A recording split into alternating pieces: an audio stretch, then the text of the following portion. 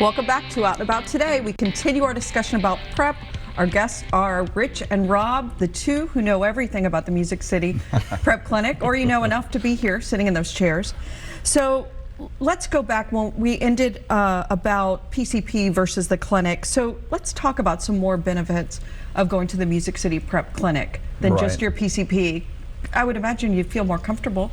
Well, one of the things that Rob mentioned was that when you go to your PCP and get the medication from them, that's great, but you're not really helping the community out. When you come to our clinic, a nonprofit, and get the medication from us, then the insurance benefits come to us.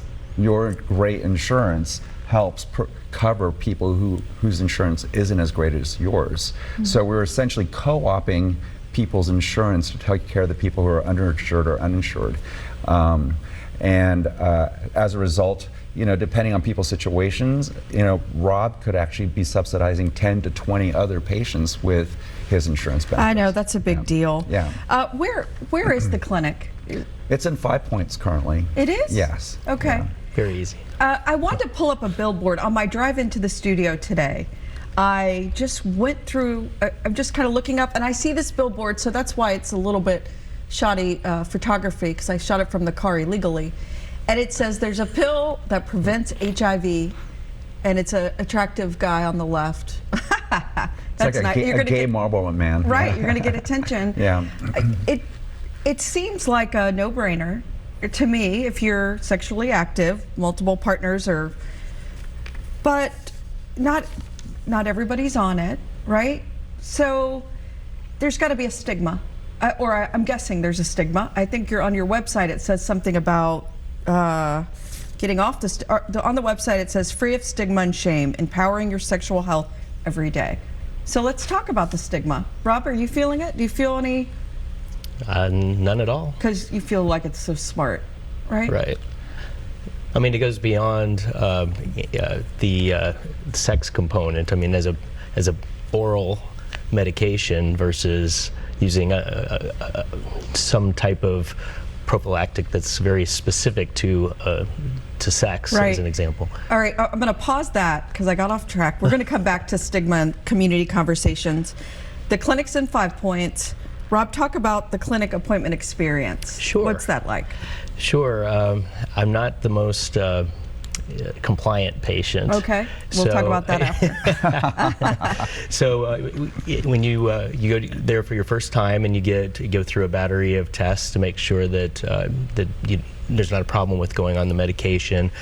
You learn all about how the mail order pharmacy works, and that it's a monthly supply that you get, and then that you have to come back every 3 months, every 90 days for another round of tests.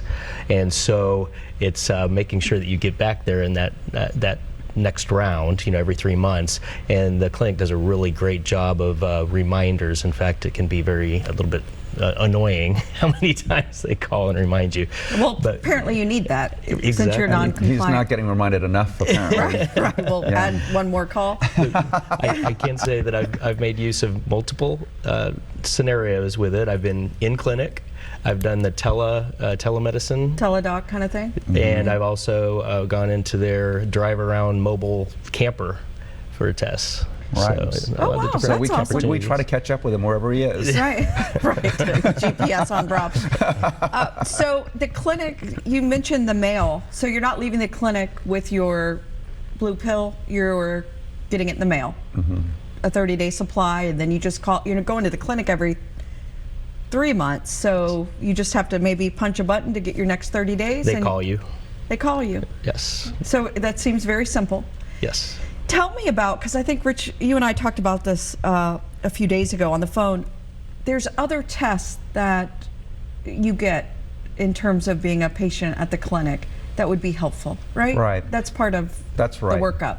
So there are 2 tests that are required if you want to be on PrEP. One is we need to make sure that you're still HIV negative, and then the second one is we're monitoring your kidneys to see if off chance that your kidneys aren't going well with this, we want to catch it. We want to catch that early and adjust the medication or take you off of it. And the next thing that we do is we screen you for all STDs. And then again, that's part of our public health management. We do, it's called tri-site testing. So it's throat, urine, rectal, and then also blood draw. Okay. Do you think people don't want to get on this pill because perhaps they're using a condom to prevent these STDs?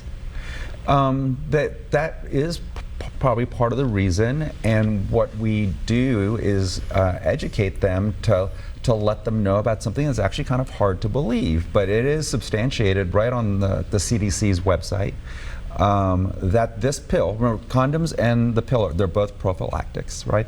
That this biomedical prophylactic is actually more effective than a condom, which is just stunning, right? That's it's scientific advancement right there. Right.